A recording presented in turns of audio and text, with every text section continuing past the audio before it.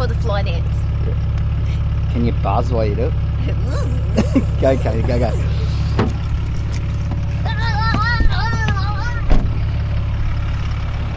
I got no hope.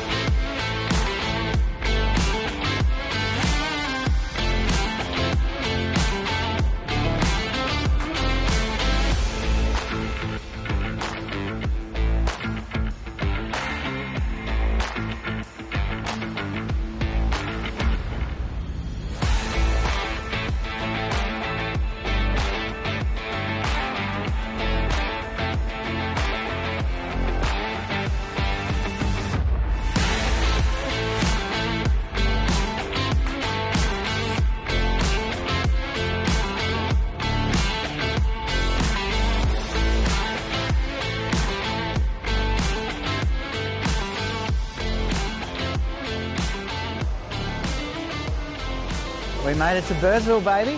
How good is this? All right, fuel $2.52 a litre, which I don't think is too bad, Katie. What do you think? I think it's awesome. I mean, look, our highest fuel ever was $3.29 out there at Curtin Springs in the centre of Australia, and we're pretty close to the centre of Australia here. Well, certainly as far west as you can get in Queensland, outback Queensland. And so $2.52, we're happy to pay it. Look, anywhere you can get a service like this, we just think it is a real gift. If you're going to travel Australia, you want to tour around, then you've got to be appreciative of these kind of services. We're going to grab some fuel, then we're going to stay here. So we're actually going to go back and find some fellow zoners who have made the trek out here a little bit earlier than us. They've already set up camp. We'll get unpacked, settle in, probably have a beverage or two, a fire, nice rest, and tomorrow, Johnny, we cannot wait.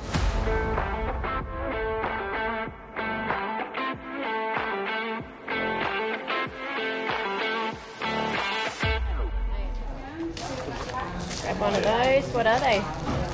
They're Diamantina. I finally said it right. Yeah. Shire Council sustainably developing the outback. Keep the outback clean. How good is that? And then you can drop your rubbish off. Good stuff, kiddo. Let's go. Tickets. More stuff. More stuff. Yeah, I'm like, Let's go.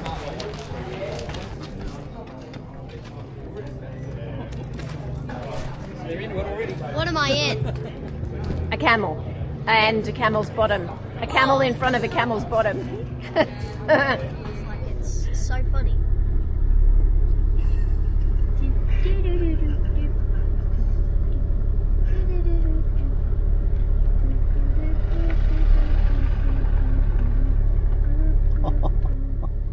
That was average. That's a really dodgy job, but it's so windy. I couldn't do it one-handed. That's all right, babe. What an awesome sight. I've always wanted to go to the Birdsville pub, and we're going to check out this famous pub after our Big Red Bash event. First stop, fill up our water tanks, and then set up free camp for the night.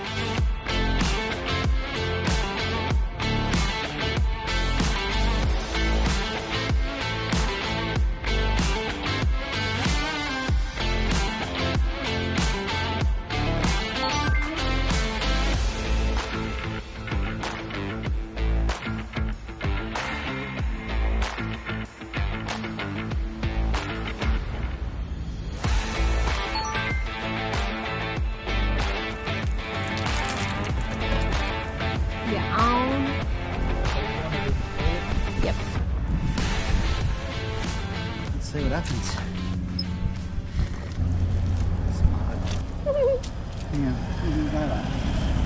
Oh yeah, that's a neat idea. Look at that, you clever man. What are you doing, Justin? Do you want to hop out? How's my little cowboy doing? You good? Good. Hot hat. Now I know that says drinking water, but guess where it's from? The Great Artesian Basin. The Great, not the OK Artesian Basin, the Great Artesian Basin. What's cool is that when you get the map in town, there's a few FAQs, I guess, and one of them is the drinking water safe? And it says it is from the Great Artesian Bore, and we've been drinking it for years and it hasn't killed us yet, so we think it's pretty good. So we're going to trust the local insider knowledge and fill up all of our tanks with water. But how good is this? Look, there are vans as far as the eye can see in the common, where all the commoners are. And it's so green. Look at it. And it's free. And there's flies everywhere. What do you think? The new McDonald's saying, you know how they say, would you like fries with that? Yeah. Well, now you can say, do you want flies with that? Look, they love black. They love you, Del. Oh, righto, thanks, honey. My clever husband rig up. Well, it's not really, actually. He didn't rig it up at all, actually. He just found a rock to keep the hose out of the mud. But isn't that neat? It's our brand new, small, flat out, I think that's just a couple of metres, actually, that length. And it's really good. I didn't think that we'd use this short one very often, but we actually use it heaps, particularly when you can pull right up to the tap and, you know, you don't have to reel out your big one. Reel out your big one, Dale.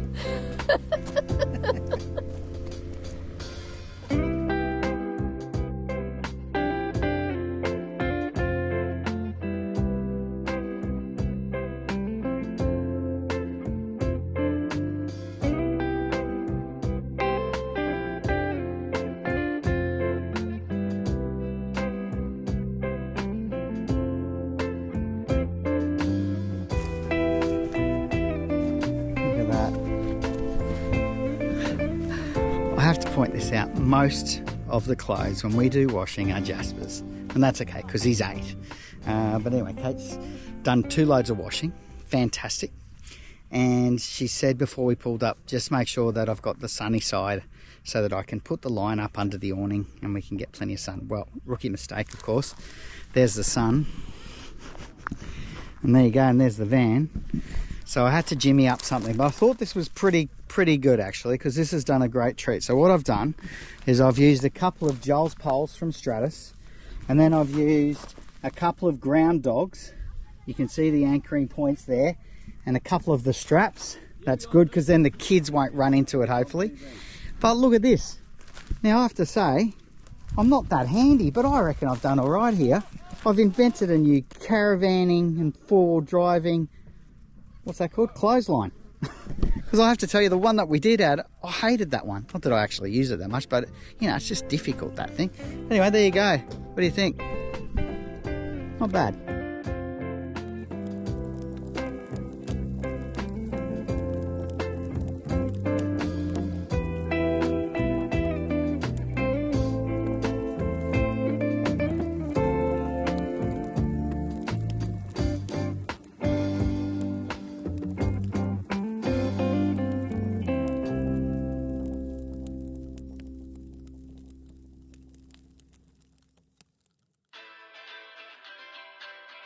Okay, slight change of plans. We've been given the chance to interview John Williamson. He has a very tight schedule, so we have been given a 10-minute window following his sound check. How cool is that?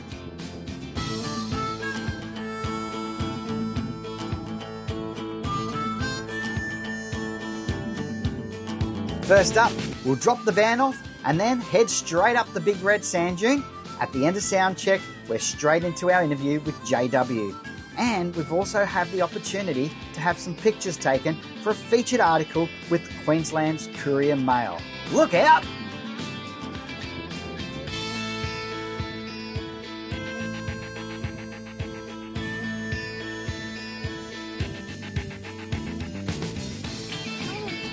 Heartbreak Hill. How you going, Jasper? Come on, mate, you're the fittest out of all of us. What are you doing? Yes. Bloody flies. Look at them. We cannot believe how green everything is. This is absolutely stunning.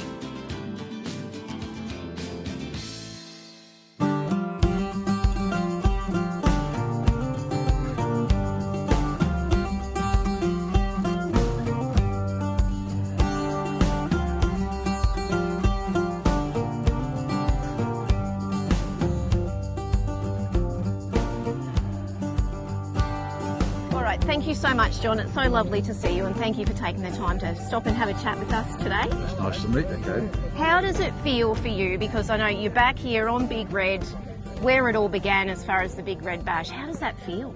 Oh, I think it's going to be more fun than ever. It was going back to the original when I was sitting on this same dune, same spot, with people really close, you know, whereas the big ones down the bottom, everyone's a bit more distant and more sort of big time. But I like the intimate, you know, atmosphere with the audience sitting down with their legs crossed in front of me. I'm really looking forward to it. Awesome. Well, so are we. And I have to tell you, this is our first time in Birdsville. Okay. After 6 years of travelling around Australia full time, we've never made it out here.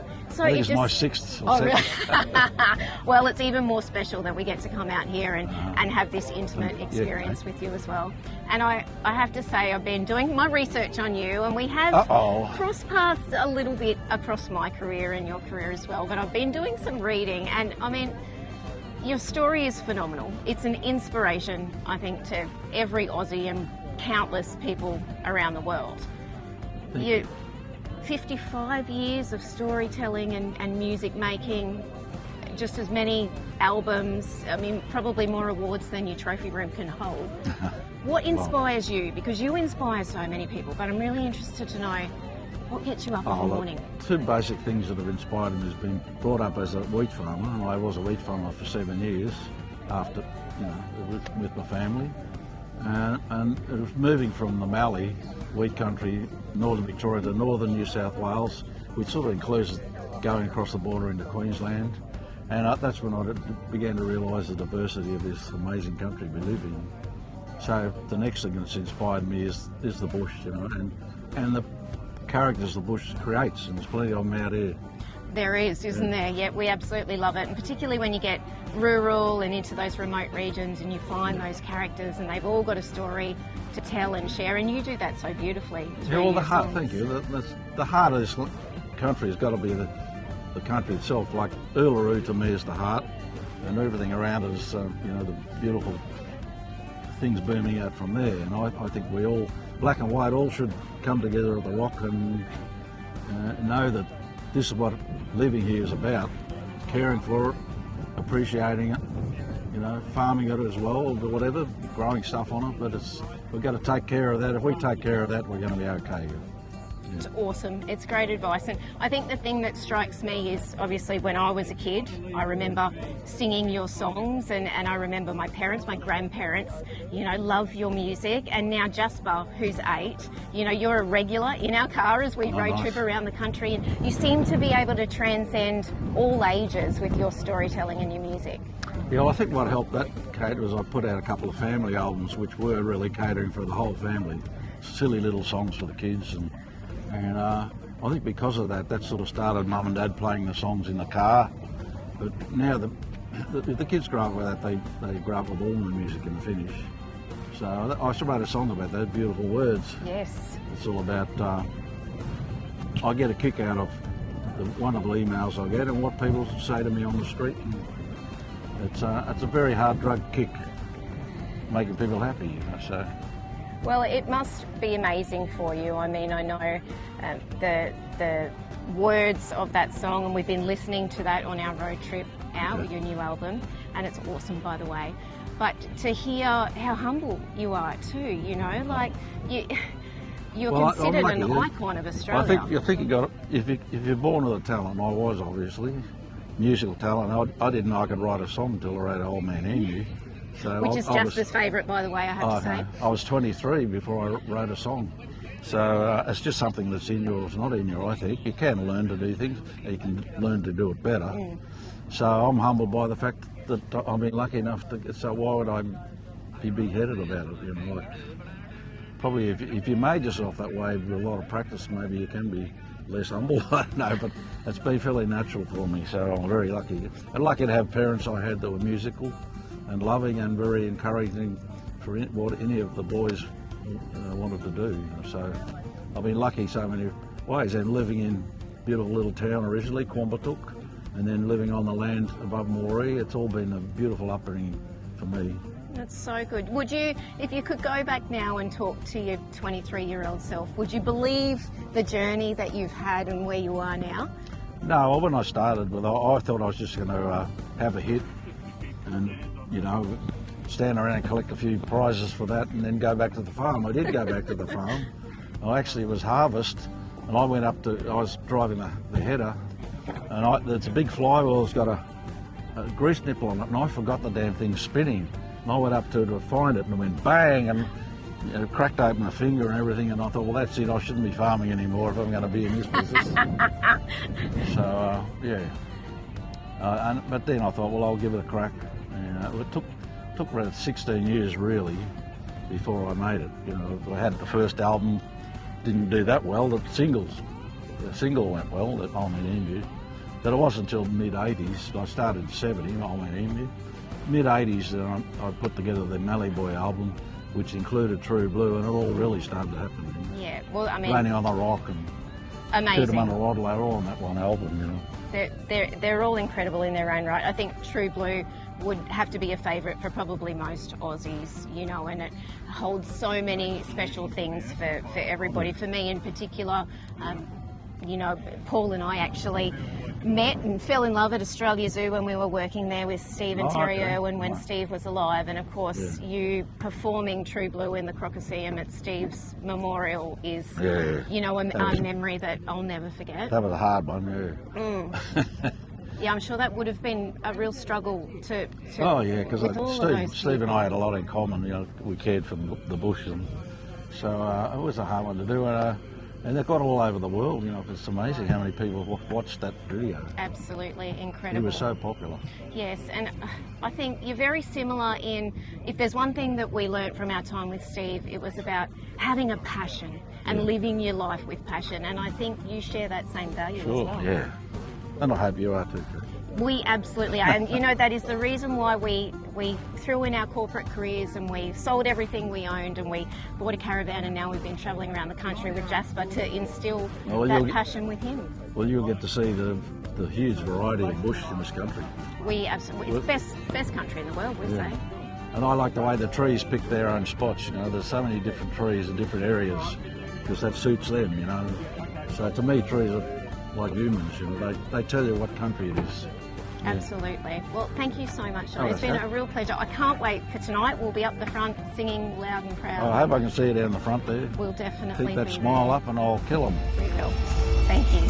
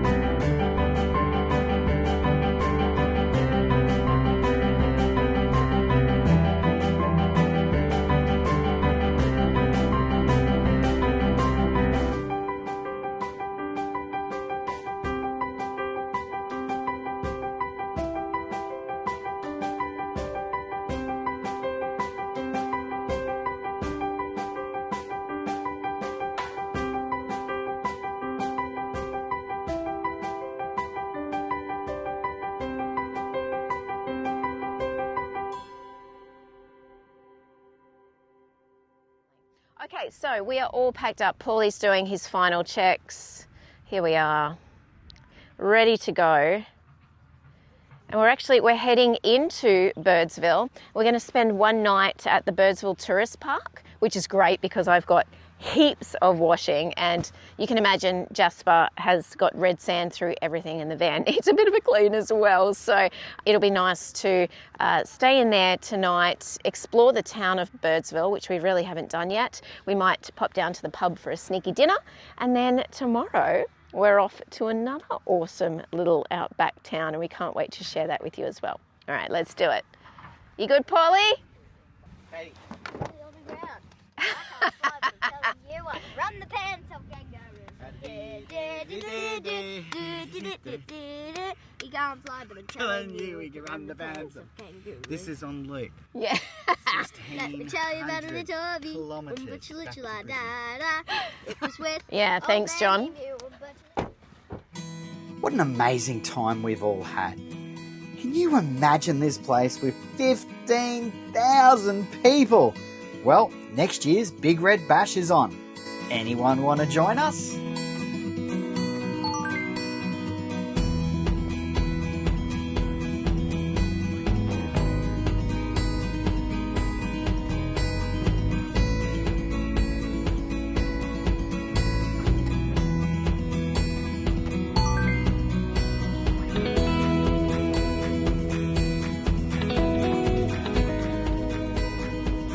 It's a short 38-kilometre drive on mostly bitumen road back to Birdsville and our campground for the night at the Birdsville Tourist Park.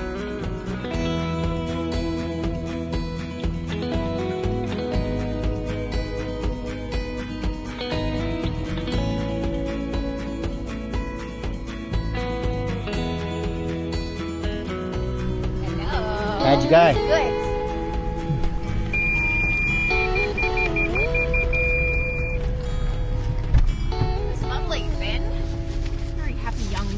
Yeah. Yeah, awesome. Excellent. Look at that for a good map. Boom. Righto. Show us where we're going, Katie. So we're here. So turn it like a woman would read it. So we're here, in and around, down Rig Road and onto Site 75. Boom. Are you ready, Jasper?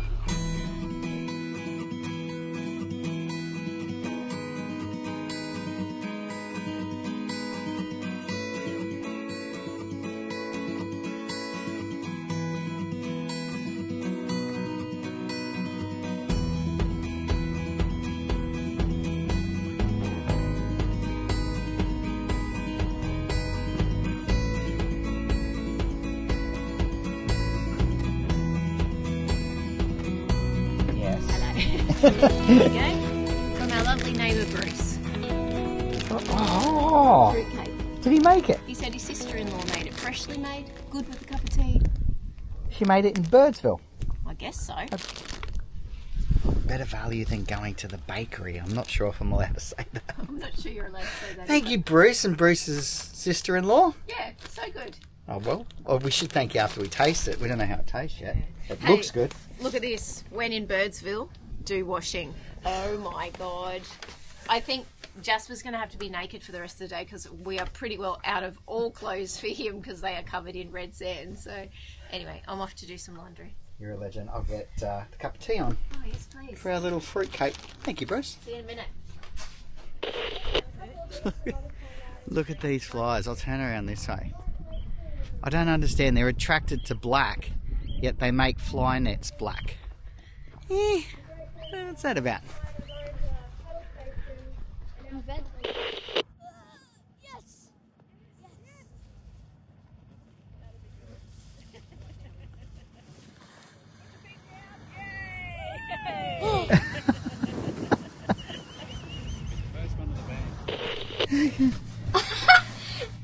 No, look. Get a big red.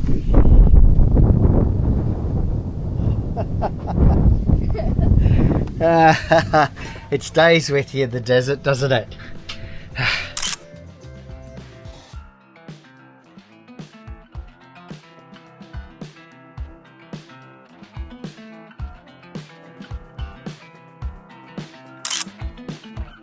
Thanks for watching. Please do like, subscribe and share our channel. And if you'd like more information on full-time RV travel and living, visit our website, thefeelgoodfamily.com. There you'll find loads of free resources, our weekly podcast, caravan cooking recipes, our monthly magazine articles and much more. We look forward to seeing you next week. Take care of yourself and your family, and happy trails.